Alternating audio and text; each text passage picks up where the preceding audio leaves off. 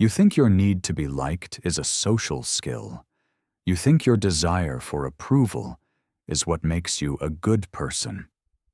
You have been taught that seeking harmony, that bending to the consensus, that making yourself small to fit in is a virtue. That is a lie. It is the most profound and devastating lie ever whispered into the ear of a man with the potential for greatness. It is a poison you have been drinking since birth, and you have mistaken its slow, numbing effect for peace. You feel it, don't you? That quiet, simmering resentment when you are overlooked. That flash of rage, quickly suppressed when someone less competent is promoted over you because they are better at playing the game. That hollow ache in your chest when you say yes to something that violates every fiber of your being, simply to avoid conflict. You call it being easygoing. You call it being a team player. The world calls it weakness, and it feeds on it. This feeling, this constant, low-grade anxiety about what others think of you, is not a feature.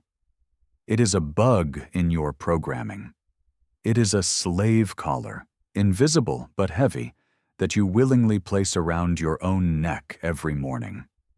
You have been sold a psychological operating system designed for servitude, and what I am about to tell you is the key to uninstalling it. This will not be comfortable. This knowledge is dangerous. It is dangerous to the systems that rely on your compliance. It is dangerous to the comfortable cages people build for one another. Most of all, it is dangerous to the weak, frightened part of you that has been in control for far too long. The part that begs for scraps of validation from tables where you should be sitting at the head. The cost of ignoring this is not just your career. It is not just your relationships. The cost is your soul. The cost is the life you were meant to live, a life of power, of sovereignty, of unshakable self-possession. You are trading a kingdom for the fleeting comfort of being a well-liked servant, and the part of you that knows this is screaming. It's time you started listening. You walk through the world in a state of reactive defense. Your energy is consumed by anticipating threats, managing perceptions, and placating the egos of those around you. You are a finely tuned instrument, playing a song someone else wrote. While you are busy shrinking, others are busy building. While you are dimming your own light so as not to blind others, they are using your averted gaze to build their empires on the foundation of your self-imposed mediocrity. You think you are being noble. You are actually being negligent. You are neglecting the one true responsibility you have to manifest the highest and most powerful version of yourself. There is a war inside you. It is a war between two fundamental forces. One is the voice of the slave. This is the voice they installed in you. It is the voice of the herd. It whispers, "Fit in, be careful, don't make waves. What will they think?" It is the voice that feels a jolt of panic at the thought of disapproval. It is the voice that compulsively explains and justifies its own existence. The other voice is quieter. It has been suppressed for a long time. It is the voice of the master, the voice of the lion. It does not speak in questions. It speaks in declarations. It says, "I will, I am, this is what I want." It does not concern itself with the opinions of sheep. Your entire life up to this point has been the story of the slave shouting down the master. Your frustration, your anxiety, your feeling of being perpetually stuck, that is the master, chained in the dungeon of your own mind, rattling the bars. Today, we break those chains. Over a century ago, a man looked at the world and saw this prison with terrifying clarity. His name was Friedrich Nietzsche. He was not a self-help guru. He was a diagnostician of the soul. He saw that humanity was divided not by wealth or class, but by two opposing moralities, two warring value systems. He called them master morality and slave morality. Master morality is the morality of the noble, the strong, the creator of values. The master looks at the world and says, "What is good? What helps me? What affirms my power? What elevates my existence? That is good. What is bad? What hinders me? What weakens me? What is born of fear and resentment? That is bad." His values flow outward from a position of strength and self-affirmation.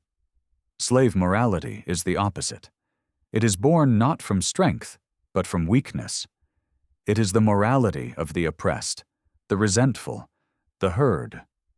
The slave cannot create his own values. He can only react. He looks at the master, at the strong one, and he is filled with envy and fear.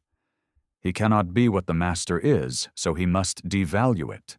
He says, "You are powerful? That is evil. You are proud? That is arrogant. You are wealthy? That is greedy. You are certain? That is dogmatic." The slave takes everything associated with the master and relabels it as evil. Then, he takes everything associated with his own condition, humility, obedience, pity, the need for approval, and he sanctifies it. He calls it good. This, Nietzsche realized, was the greatest deception in human history. A psychological coup. Slave morality is a weapon. It is a system of control designed by the many to restrain the few. Society, the media, the educational system, they are all factories for slave morality. They exist to sand down your sharp edges, to make you predictable, manageable, and useful. They taught you to seek approval, because a man who needs approval can be controlled. A man who fears judgment will never step out of line. A man who defines his worth by the opinions of others is a puppet whose strings are available to any hand that wishes to pull them. You have been living inside this matrix of slave morality your entire life. It is the water you swim in. You don't even notice it's there. Until now. The first law of power is this: you must recognize the inversion and kill the need for approval. This is not a suggestion. It is a command. It is the foundational act of self-liberation. The need for approval is the ego's addiction to external validation. It is a hunger that can never be filled. The more you get, the more you need. The praise of 1,000 people can be undone by the criticism of one. You feel this. You post something online. You get 99 positive comments and 1 negative one. Which one do you fixate on? Which one keeps you up at night?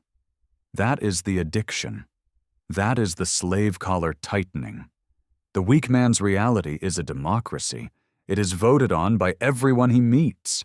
If enough people vote that he is good, or smart, or successful, then for a brief moment he believes it. The powerful man's reality is a monarchy. He is the king. He is the law. His self-worth is a decree, not a debate. To kill the need for approval, you must first starve it. This means you must consciously and deliberately act in ways that might invite disapproval, and you must learn to sit in the discomfort. You must learn to metabolize criticism as mere information, or better yet, as noise. When someone criticizes you, your programming screams for you to react, defend, justify, explain, apologize. This is the slave's reflex. It is a plea. Please, see me as I want to be seen. Please approve of me. Explanation is submission. The moment you start explaining yourself, you have handed the frame of the interaction to your accuser. You are now the defendant. They are the judge. You have already lost. The master does not explain. Let's run a simulation. Attacker. You're being incredibly arrogant. The defensive. You, the slave, responds, "No, I'm not being arrogant. I'm just confident in my abilities. I've worked hard to get here, and I was just trying to share my perspective." Look at the weakness in that response. It's begging. It's desperate for the attacker to change their verdict. Now, the Machiavellian you, the master. Attacker: "You're being incredibly arrogant." Response 1, amused mastery. A slow smile. "You think so?" Then you change the subject. You have not accepted their frame. You have shown them their opinion is an amusing but ultimately irrelevant piece of data. Response 2, agree and amplify. "Thank you for noticing. I've been working on it." This uses weaponized sarcasm. It takes the intended insult, embraces it, and throws it back, demonstrating that their words have no power to harm you. Response 3, the void. Silence. You look at them, hold eye contact for a beat too long, and then simply turn your attention elsewhere, as if a fly has been buzzing nearby. This is the most powerful of all. It communicates that their attack was so insignificant it did not even warrant a verbal response. You have declared them irrelevant. This feels alien to you. It feels wrong. That is the slave programming fighting back. It is the addict's body screaming for its drug. Your task is to deny it that drug. The second law of power: you must become the source of your own law. The slave lives by an external code. What am I allowed to do? What is the right thing to do? His morality is a checklist given to him by others. The master has an internal code. He is a creator of values. He asks a different set of questions. What serves my ultimate purpose? What increases my power and freedom? What course of action aligns with the man I am becoming? This is not a license for mindless hedonism or cruelty. That is the caricature of power that slaves create to frighten each other. This is about strategic application. Qualities like kindness, honesty, and loyalty are not universal virtues. They are tools in your arsenal. The slave is good to everyone, always. He is honest to a fault. He is loyal to people and institutions that do not deserve his loyalty. Why? Because he was taught that these qualities are intrinsically good. He applies them blindly, like a child with a hammer who sees every problem as a nail. His indiscriminate goodness makes him predictable. It makes him easy to exploit. The master understands that these are tactical decisions. He is not good. He chooses to be good when it is strategic. He is good to those who are good to him, to those who are valuable to his kingdom. His goodness is a gift, a reward, not a default setting. He is not honest. He is honest when it serves his purpose. He understands that revealing all your thoughts and intentions is strategic suicide. To his enemies, or to those who have not earned his trust, he offers opacity. He offers silence. He offers misdirection. He is not loyal. He is loyal to his own vision. He is loyal to his own code. He will form alliances, but he understands that all alliances are conditional. The moment an institution or a person demands he sacrifice his sovereignty for their benefit, the alliance is void. You have been taught to be a loyal soldier in someone else's army. Your task is to become the general of your own.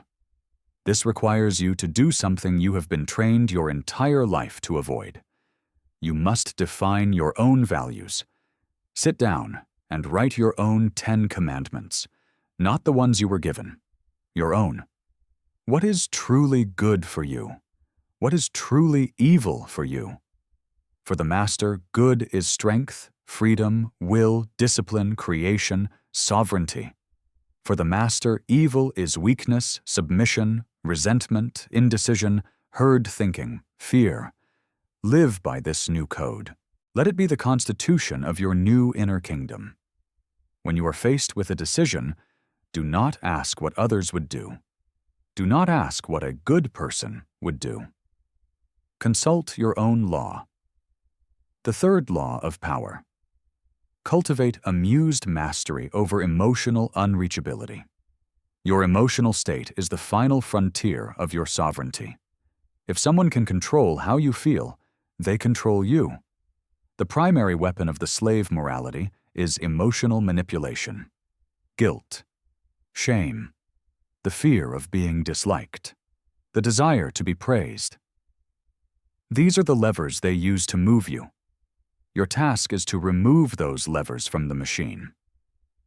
Emotional unreachability does not mean being a cold, unfeeling robot. It means that your emotional state is generated internally, not externally. It is a fortress. You can choose to lower the drawbridge and let things in, but nothing gets in without your express permission. Most people's emotional state is a public park. Anyone can walk in, have a picnic, and leave their trash behind. You must become a private, walled garden. Amused mastery is the practical application of this. It is the attitude you adopt when faced with the petty dramas, insults, and manipulations of the world. It is a state of detached amusement. Imagine watching a child have a tantrum because you won't give them candy. Are you angered? Are you hurt by their words? No. You are, at most, amused. You see the tantrum for what it is, a powerless attempt to manipulate a reality they do not control. This is how you must learn to view the emotional attacks of adults. When a colleague tries to guilt trip you, when a rival tries to provoke you, when an internet stranger hurls insults at you, they are the child on the floor screaming for candy. They are revealing their own powerlessness. Their only hope is that you will abandon your adult frame and get on the floor with them. Don't. Maintain your frame. Maintain your amusement. This is a skill. It requires practice. Practice by observing. Watch people. See how easily their moods are swayed by a rude comment, a bit of praise, a piece of bad news. See how they are puppets dancing on invisible strings. Then, watch the one who is not dancing. In any room, power gravitates to the most emotionally stable person, the one who cannot be baited, the one who cannot be flustered. That person becomes the emotional center of gravity for everyone else. They become the point of reference. They become the master of the frame. You will become that person. When you feel a negative emotion rising in response to an external trigger, anger, anxiety, shame, you must perform a mental maneuver. Step back. Observe the feeling as if it were a weather pattern. Anger is present. Do not identify with it. You are not the anger. You are the one observing the anger. Then ask, what is the purpose of this emotion? What is the person who triggered it trying to achieve? This analytical step breaks the circuit. It moves you from the emotional, reactive brain to the logical, strategic brain. You move from being the subject of the experiment to being the scientist. And from that position of observation, you can choose your response, not a reaction, a chosen, deliberate response. Most of the time, the most powerful response is no response at all, just a quiet, knowing, amused calm. They are throwing stones at a mountain. Let them get tired. The fourth law of power. Understand that weakness is not a state of being, but a provocation. You have been taught that being nice, harmless, and unassuming is a way to avoid conflict. This is a catastrophic misunderstanding of human nature and power dynamics. Nature abhors a vacuum. Power dynamics abhor weakness. Weakness is not a passive shield. It is an active signal. It is a biological invitation for predation. When predators in the wild scan a herd, they do not look for the strongest. They look for the one that limps. They look for the one that is isolated. They look for the sign of weakness. The human world is no different. It is simply more subtle. The predation is psychological, social, and financial. Your excessive agreeableness, your fear of saying no, your constant apologies for taking up space, this is a limp. And the predators of the social world see it. They will test you. They will push your boundaries, slightly at first. They will ask for a small favor you don't want to do. They will make a slightly disrespectful joke at your expense. They will be 5 minutes late. They are probing for the firmness of your fences. If you yield, if you laugh it off nervously, if you say, "It's okay," when it's not okay, you have sent a clear signal. The fences are down, the property is vacant, and they will come further in. The favors will get bigger. The disrespect will become more overt. The lateness will become contemptuous. You taught them how to treat you. You must understand this. Your niceness does not prevent conflict. It guarantees it. It just delays it and ensures that when the conflict finally comes, you will be in a much weaker position. Strength, on the other hand, prevents conflict. A clear, well-defended boundary is not a provocation. It is a deterrent. When people sense that you have a strong frame, a powerful sense of self, and an unshakable core, most will not even attempt to test you. It's too much work. It's inefficient. They will move on to find a softer target. This is why the strong seem to move through the world with such ease. They are not fighting battles all the time. Their strength means they don't have to. The battles are won before they even begin. You must stop broadcasting weakness. Stop apologizing unless you have made a genuine, strategic error. Do not apologize for your existence, for your opinion, for having a request. Stop hedging your language. No more, "I just think maybe," or "sorry to bother you, but..." Speak in declaratives. My thoughts are this. I require this. Occupy space. Stand up straight. Keep your head up. When you walk into a room, walk in as if you own it. Hold eye contact. Not in an aggressive, challenging way, but in a calm, connected way that signals you are not intimidated. Learn to use the word no. No is a complete sentence. It does not require a dissertation to follow it. The first few times you do this, it will feel terrifying. The slave in you will scream that you are being rude, that you will be hated. Let it scream. Watch what actually happens. You will not be hated. You will be respected. Some people, the predators and manipulators who benefited from your weakness, will object. They will call you selfish. They will say you've changed. Good. Their objection is the proof that the cure is working. You are revoking their access to your resources. Of course they will complain. Their complaints are a measure of your success. The fifth and final law for today. Certainty is the gravitational force of power.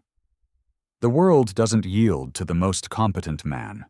It doesn't yield to the most intelligent man. It doesn't yield to the best man. The world yields to the most certain man. Certainty is a signal of command. Hesitation is a signal of submission. Think of any leader you have ever truly followed, whether a CEO, a military commander, or the informal leader of a friend group. What did they have in common? Unshakable certainty. Even if they were privately unsure, they projected an aura of absolute conviction in their chosen path. This certainty creates a reality distortion field around them. It calms the anxiety of others. It gives them a direction to follow. People are terrified of uncertainty. They crave leadership. They will gravitate towards anyone who can provide a clear and certain vision, even if that vision is flawed. You operate from a place of chronic uncertainty. You second-guess your own decisions. You present your ideas as suggestions, hoping for consensus to validate them.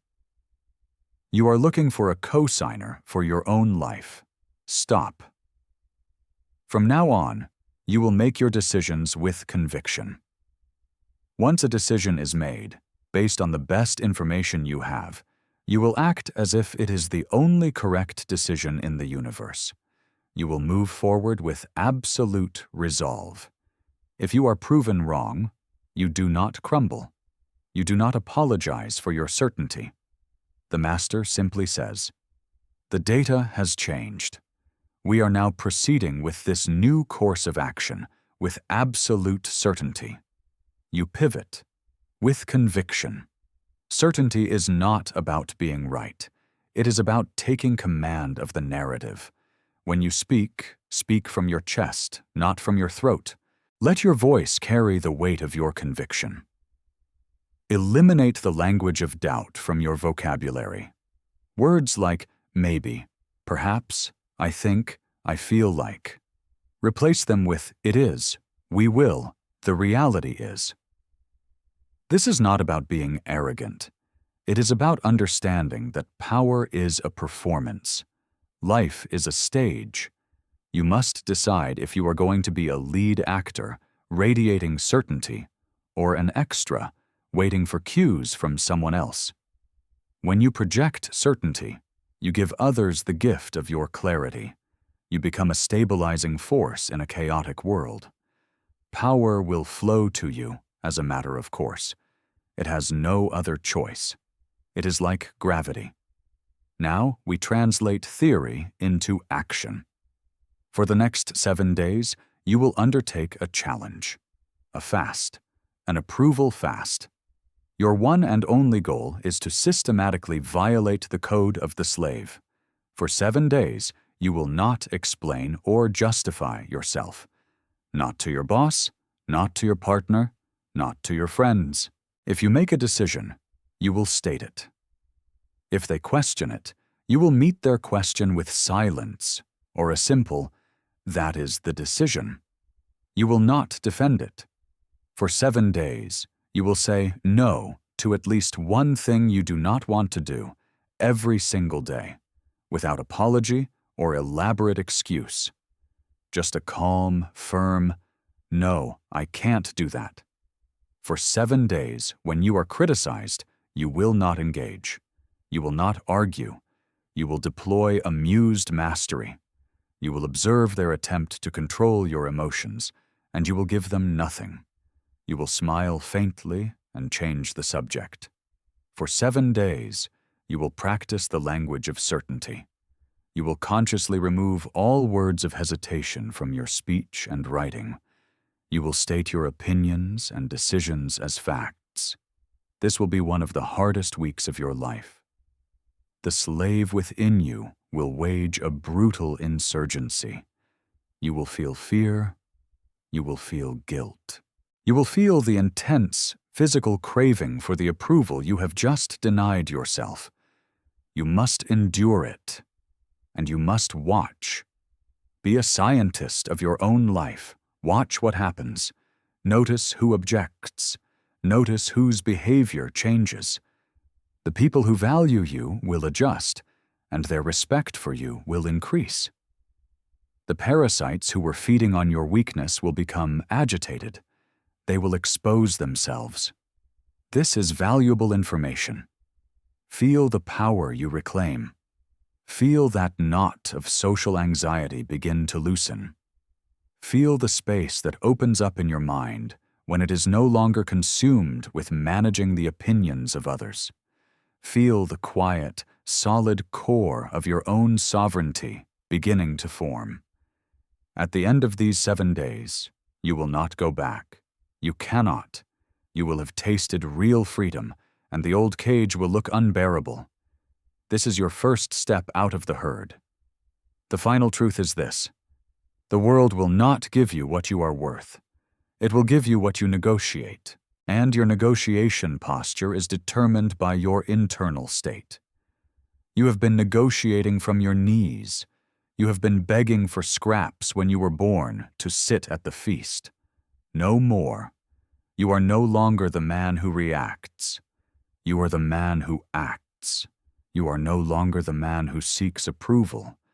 You are the man who gives it selectively to those who earn it.